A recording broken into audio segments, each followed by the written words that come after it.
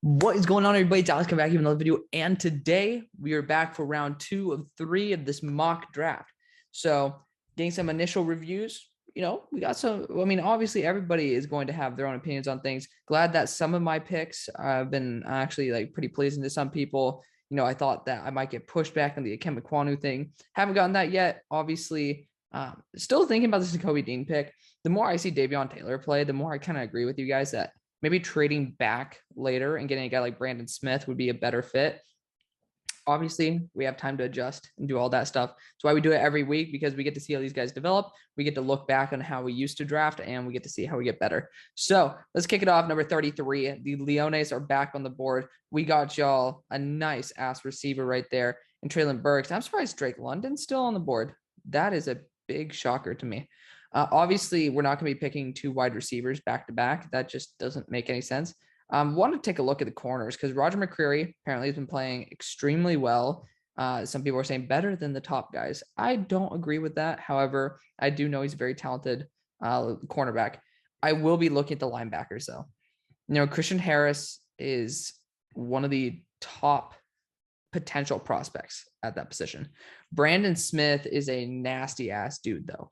I think Brandon Smith's going to get a little bit more hype than Christian Harris. Brandon Smith has a bit more to like about him. He is about 10 pounds heavier, a little bit built more for an actual linebacker role rather than more that weird will. And but I feel like Brandon Smith has a bit more versatility. 4.38 tested speed.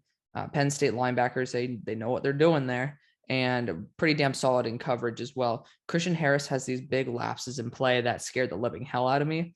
Even though I do like him, I'm going to change it up a little bit. We're going to get Brandon Smith. I think he's going to test out of the charts. And again, I think he doesn't escape the first round.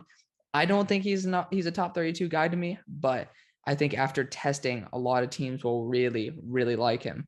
At number 34 with the Texans, we passed on edge the first round. I don't think we can go any further. David Ojabo is an absolute freak.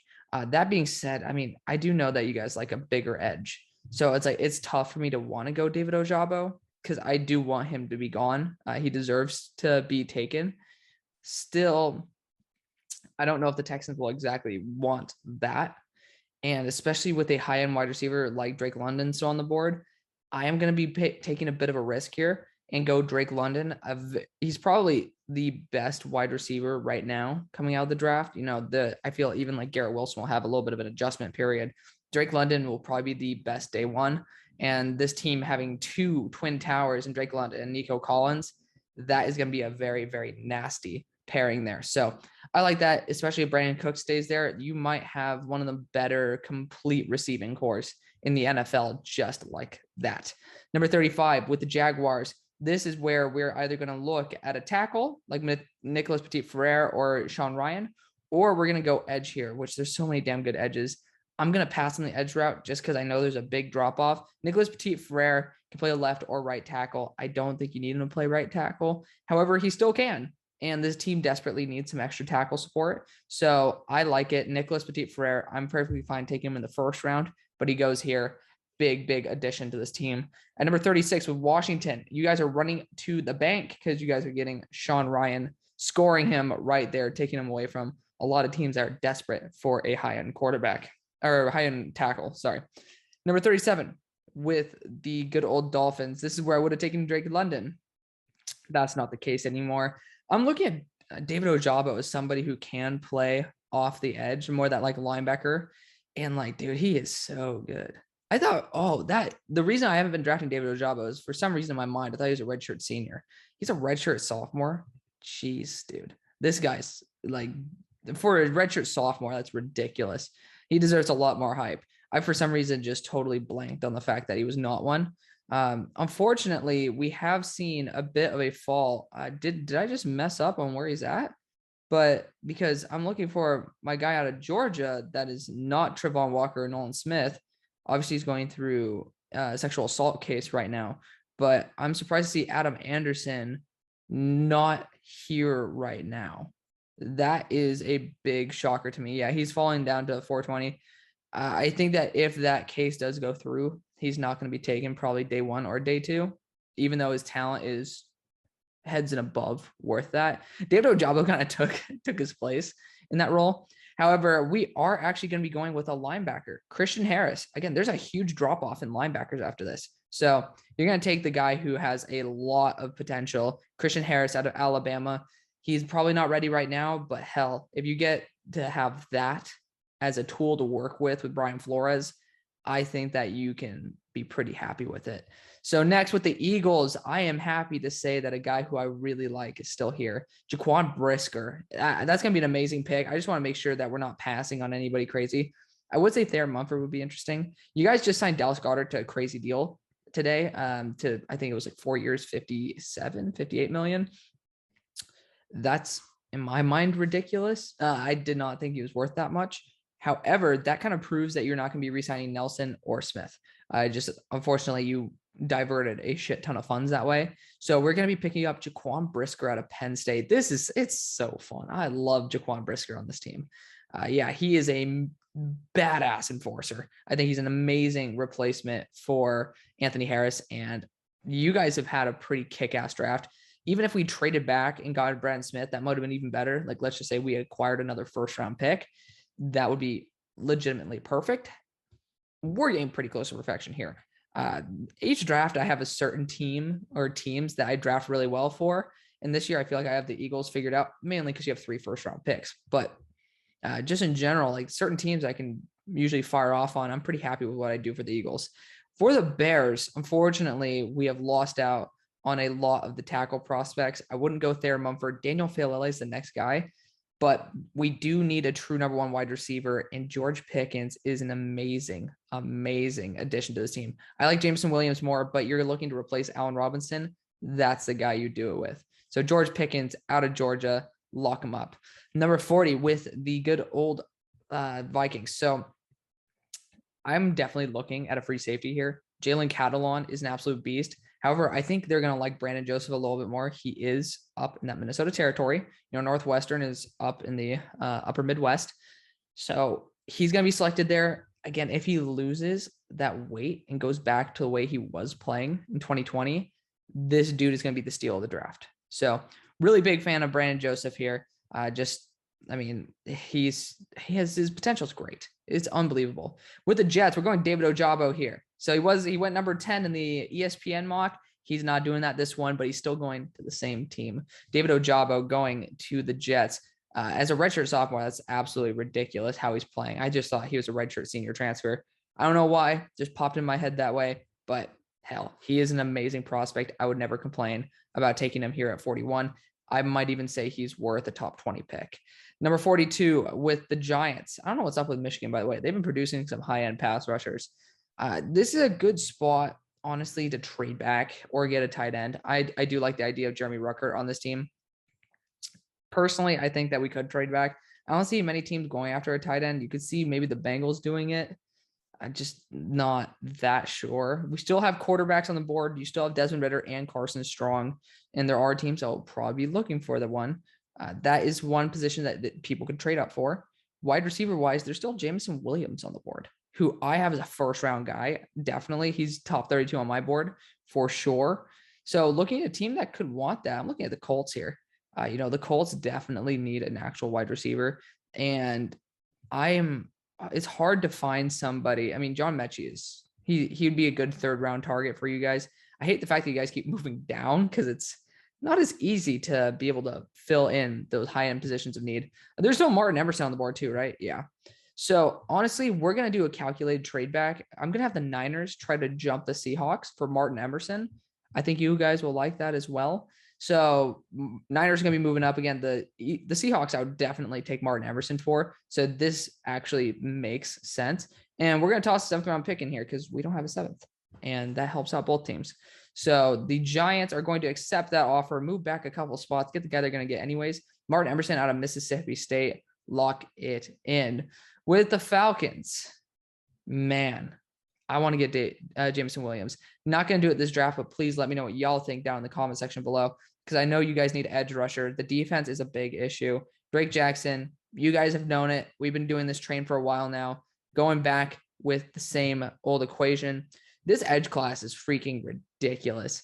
I mean, I'm not a huge fan of Brenton Cox at all. Zachary Carter is even a little bit, for his size, he's ridiculous. But Using him as a true edge is just kind of weird. Jermaine Johnson is a monster. ZPT, like I'm down here in the 100 range, and there are edges that are absolutely freaky. So do not be surprised if Drake Jackson's here. Don't be surprised if he goes in the top 15. It's just that is the weird ass way this draft is going to work out. With the Seahawks here, I'm going to 100% target a corner here in Roger McCreary, playing a very high level this year, and this team desperately needs corner help. So we're going to be doing that. With 45, with the New York Giants, I am going to be going with a tight end. I'm going to go Jeremy Ruckert. First tight end off the board. Really damn good blocker. Has some very solid catching ability. I like his fit here. Isaiah Likely would be a close second, or Trey McBride. But I think Jeremy Ruckert's blocking upside is exponentially better than Trey McBride. So also Big Ten, you just know that he's going to be more of a polished prospect coming out. I do like Jeremy Ruckert quite a bit, and that's why he goes here. Number 46 with the Bengals. We unfortunately do not have a tackle for you guys. And honestly, Thayer Mumford wouldn't be terrible. Again, I just don't really like that. If you guys want a right tackle, we could go Daniel Fialele. I might be inching away from that. And I really want to go line, but I just don't think Daniel Fialele is going to be the right fit, if you guys get what I'm saying. I just don't know about that. I would say tight end is something we could look at. I know you guys said corner isn't a huge thing for you guys outside of round one, which I agree with. I'm perfectly fine with that. Safety wise, I don't know if Von Bell's been doing too hot. Hey, that could be a really good spot to get a guy like Jalen Cattle on. Even interior defensive line, you still have guys like Travis Jones in here, Haskell Garrett, Devontae Wyatt, all guys who are very good. We're going to test this out. I mean, to be fair, though, you guys don't really care about weight that much, because I would say Daniel Fialele is a really, really good option. Jackson Kirkland might be the dude you take to be a right tackle. Man, Thayer Mumford would be really good too, but Jackson Kirkland's worked on the right side of the offensive line, and I thought he was a lot better on the right side. You guys need also a guard. So worst case scenario, you get that same deal with the way that Jackson Carbon was drafted. Jackson Kirkland also has much longer arms. I'm going to be drafting Jackson Kirkland here. I think that he just fits better. Daniel Fialele is super raw. Jackson Kirkland has a lot of experience. Just you need to find his anchor. And I think he honestly might have a better anchor on the right side of the line than on the left, because I didn't have much of an issue when he was playing guard, and he didn't have much of an anchor issue. We're going to try it this time. Let me know what you guys think about that. It's a weird one, but obviously can't always get Nicholas Petit-Frere and Tyler Linderbaum every time. So I like him. I think he's a really good prospect. I think he used to be top 10, right? I thought that he fit better as a guard, but I mean, to be honest, if he goes back to the right side, there's a good chance that he could regain his prestige that he showed as a guard. Number 47 with the Jets. Now, this is either going to be a tackle or it's going to be a tight end. And for me, I think going after a tackle like Daniel Fialele would be the right pick. This is a team that, to be honest, you don't need a tackle to be ready right now. The Bengals are ready. So Jackson Kirkland will actually be a really good addition. Daniel Fialele might take a year or two to develop, and maybe even 3. But I think he's worth it. I honestly think that the value is definitely worth it. Especially, again, you look at that drop-off. Thayer Mumford is the only guy left on the board worth taking. And that's a big, big, big addition. Number 48 with the good old Kansas City Chiefs. I think that we're going to go with an amazing pick here. I've taken him in the first for this team.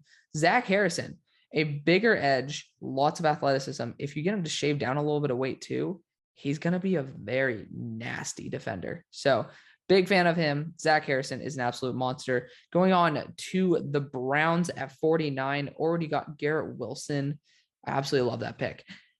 This is a weird one because I might just want to go with an edge here, but I'm not going to go with any of these top guys. I'm going to go with a guy who, yes, he's old. I'm pretty sure he's like around 24, but this guy is scary. I don't know. I see some weird flashes of Myles Garrett in him. That, don't quote me on that, but when I watch Jermaine Johnson attack the line of scrimmage, it sends chills down my spine. He just is freaky dominant. And this is a team where, yeah, you're probably going to re-sign Jadeveon Clowney, but we've also, A, seen a lot of injuries happen, but B, you always have a good rotation here. Jermaine Johnson out of Florida State is just too damn good. Too damn good. Number 50 with the Chargers. Who did we take for the Chargers? Was that Karlaftis? Jeez. They could go back-to-back edges just at different types of positions because Nick Bonito is still on the board. I do like saying Nick Bonito to the Chargers. That being said, Jameson Williams is on the board, and they don't have a deep threat that's worth naming at this point. No disrespect to their wide receiver core, but it's nothing of the caliber of Jameson Williams. Stealing him from the Colts, sure, but to be honest, I don't even know if the Colts would be interested in a Jameson Williams type over a John Mechie or a David Bell. So they're sitting here, and unfortunately, I mean, Thayer Mumford might be my pick anyways. I know you guys say that wide receiver, and corner are bigger issues, but Darian Kendrick would be a good addition, but I feel like by the time of next round, if we're able to get a guy like Kyler Gordon or Darian Kendrick, I think that's going to be a lot better than if we miss out on a tackle and have to go after a guy like Rasheed Walker. I know the line hasn't been playing that terribly, but this guy like Thayer Mumford, who is perfect, A, to play that left tackle position, and B, if you need him to, he's amazing playing a guard position too. I think the value is just too damn good, so I'm going to take him there. Number 52 with the Bills, finally on the board. I do like this idea of getting a guy like John Mechie to be your next Emmanuel Sanders. Call it what it is. I think that Emmanuel Sanders has shown that he's a very trusted ally of Josh Allen, and getting a guy like John Mechie, who his upside is going to be a guy like Emmanuel Sanders, is perfect. I think it's a perfect fit. So John Mechie out of Alabama going there. I honestly would have considered Jameson Williams for that team as well, just to stretch the field would be insane. But hell, this is a really, really good option too. 53 with the Saints. This is where I'm going to go corner. I'm going to go Darian Kendrick at this spot. I think that he is a nasty man corner. As long as he doesn't have those personality issues, he's worth the first round pick. No doubt in my mind. 54 with the Patriots. I just talked about how the Colts will probably get one of these guys in the next round, but I think a guy like Kyler Gordon could be a nasty addition to this team. That being said, Jalen Catalon is still on the board. So I don't know where to go here. I am going to go Kyler Gordon. I think that a team like the Patriots would like him. 6 foot, 200 pounds. I just really do like what you get from him. At number 55 with the Broncos, I'm going to be sticking to a slot safety here. Tyke Smith is going to go over Jalen Catalon. Jalen Catalon is a freaky free safety, but you're probably going to be losing Bryce Callahan, and that means that you guys need a slot corner. So a guy like Tyke Smith, who's a slot safety, really damn good. I like what you have there at safety. I really do. You guys have some really good pieces developing there. Tyke Smith is going to be perfect for a slot corner. And again, he's a solid safety. So this is not a very good safety class past round 2.5. Or round 3, technically, like mid round 3. So get them while you can. With the Buccaneers on the board, this is an interesting spot because I would consider going actually interior defensive line here with a guy like Travis Jones. And honestly, they like taking shots on dudes who are freaky. Travis Jones is going to be the guy. Just a weird ass build, like 13% body fat at 328 is just insane. So be able to lock him up and enjoy him. Steelers are on the clock, and we are out of tackles. Zion Nelson, I always say, is going to return because, again, he is a guy who should have been a first-round pick. Should be returning. He's a true junior. He has, like, look at his age. I mean, this dude is younger than, if, of course, you can't trust TDN. Of course, if the birthdays are right, David Ojabo is half a year older than Zion Nelson. So he has time. He has time to still be young. So at 57, though, something for the Steelers, I would consider getting David Bell here. And just something that I think the Steelers would be intrigued with. They do like going round 2 and early round 3 receivers. So not something out of the question. I really wish that we could go tackle, though. I really do. It's just not going to happen. Corner-wise, I don't see any of these guys really surprising the Steelers to the point where we're going to take them. Of course, the Steelers will just take some random-ass guy who we've never heard of. But I'm going to go with the hope that they get David Bell to replace Juju Smith-Schuster. I think that that's a perfect Steelers pick as well. He feels like a Steeler. So have the Steelers pick up David Bell, a high-end wide receiver out of Purdue. Number 58 with the good old Falcons. This is a really good spot for another receiver. You know, we could go get some extra defensive line presence, but I'm not going to. This is where Wan'Dale Robinson stops sliding. This guy is a first round quality wide receiver. I do believe that he is better than David Bell, that he is better than John Mechie, that he is almost as good as Jameson Williams. So he's better than George Pickens, for fuck's sake. Even Drake, he's not better than Drake London. But that being said, he is in that first round quality caliber receivers. Again, there's just these teams that are not looking for a guy like Wan'Dale. This team could desperately use him. Also, imagine him in the backfield, having some good fun there. I do like that pick a lot. 59 with the Broncos. This is where you're going to get another edge. I do like it. Arnold Ebiketti's here. Nick Bonito's here. I don't see a guy of Nick Bonito's weight being a big fan here. Arnold Ebiketti has been going off. Zion Tupuola-Fatui, also another really, really good player. But Arnold Ebiketti is going to be sliding no longer big-ass monster beast out of Penn State. Obviously, he's not that big, 250 pounds. But he gets to my eye. I can't watch Brandon Smith half the time when this guy's on the field because he's making big plays. It is hard to watch Penn State because I'm trying to watch three dudes at once. Brandon Smith, Jaquan Brisker, Arnold Ebiketti. It's hard to watch the other two when this guy's on the field. He is that good. Again, this is the guy where his redshirt senior transfer status is the one who I keep getting mixed up with Ojabo, even though I do know Arnold is a transfer. Number 60 with the Cowboys. I think that going after a guard would be a very smart move. I think that going Zion Johnson, who is really damn good in the run game, would be a great replacement for Connor Williams. This team, of course, the cap doesn't really matter anymore. It's just that's the way the NFL works. I don't think edge is going to be a priority, especially when so many edges have been taken. I could see a guy like Nick Bonito playing similar to a Randy Gregory role. However, that's just not going to happen. I think Zion Johnson, there is a big drop off after Zion Johnson. I do agree that he is arguably guard one of the class. Like Tyler Linderbaum's center one. Like he's interior offensive line one. He's arguably offensive line one if you take out positional value. So Zion Johnson is a really, really damn good player. I do think he's a great fit for this team as well. Going to be revamping that run game. He's probably the best run blocker out of all interior offensive linemen not named Tyler Linderbaum in this draft. So lock him up and be able to help out your offense right there. Also, you're protecting your $1 million man in the backfield. Number 61 with the Raiders. Raiders, we got to go corner, right? Like Bakale Wright's here. I don't know if that's exactly where you're going to go. I'm going to go Noah Daniels out of TCU.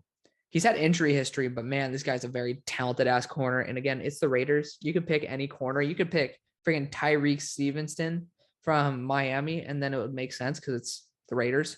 But Noah Daniels is a very talented corner. He's going to be sneaking here in the second. And then, of course, we got number 62 with the good old Cardinals. So right here, I'd consider taking the first running back off the board with Kenneth Walker. Just not many teams I would really see taking a running back at that point. Maybe the Falcons could, but you can't take him over Wan'Dale Robinson. There's some really good running backs in the next round. I'm going to be going Kenneth Walker here. I know that we've seen how damn good, what's his name? James Conner's been. And imagine Kenneth Walker pairing up with Chase Edmonds, which I think Chase Edmonds might be up for a contract anyways. Kenneth Walker is a freak of nature. It's hard to draft running back anymore because one, there's some really good running backs that like even Damian Williams is proving to be a starting caliber running back, and he shouldn't be starting just because of how many starting caliber running backs there are. Kenneth Walker is an absolute beast. If I saw him go right here at 47, I wouldn't be surprised. If I saw him go probably around the end of the first, I wouldn't be surprised. It's just how the draft falls. Number 63 with the good old Ravens. Now this team, I could see going after another corner for depth just because, I mean, it's the freaking Ravens. They always do it. Edge-wise, I could see them go. I'm going to say Nolan Smith returns as well as Trevon Walker. I just don't see either of those guys coming out. They're just too damn good. Honestly, I could see Nolan Smith coming out, not Trevon Walker. This guy has legit first-round talent. I could see them going after a guy like Nick Bonito. He's just really small. That's the only issue. He's kind of small, but I think it's worth it. Nick Bonito he can't slide anymore. So Nick Bonito going to the Ravens, really, really unique skill set. And if there's a team that'll be able to maximize that, That's the Ravens. 64 with the Packers. I think we got to get a wide receiver here. This guy deserves some respect. Romeo Doubs, elite deep threat. I think that he gets a little bit too much of a slander just because his quarterback is solid. That being said, there are teams that could be moving up for quarterbacks here. I just don't think teams are going to like Desmond Ridder that much. I really don't. I just can't see it. So we're actually going to be moving up with the team to hop, the good old Lions, and that's the Texans. Really small trade up, but again, it's just you got to get your right value, and we're going to be trading this to go through. It's just the way the draft falls, guys. You see teams get excited about players, and then somehow Justin Jefferson falls. It's not because the Eagles were idiots. They just really liked how they thought Jalen Reagor would fit. So I'm going to take Carson Strong here. This is a team where, hey, Carson Strong has a good chance of busting out and failing. But this team has Davis Mills. You don't need another guy like Davis Mills. And you have to take a guy who's extremely high caliber in terms of potential. So that's exactly what you should do. Good arm, has shown some flashes. Again, I'm not that big of a fan of him, but still, he's worth it. Let me know what you guys think. This has been quite a unique draft. I have not drafted like this in a while. So let me know what you guys think. Thank you guys so much for watching. See you on the far side. Peace.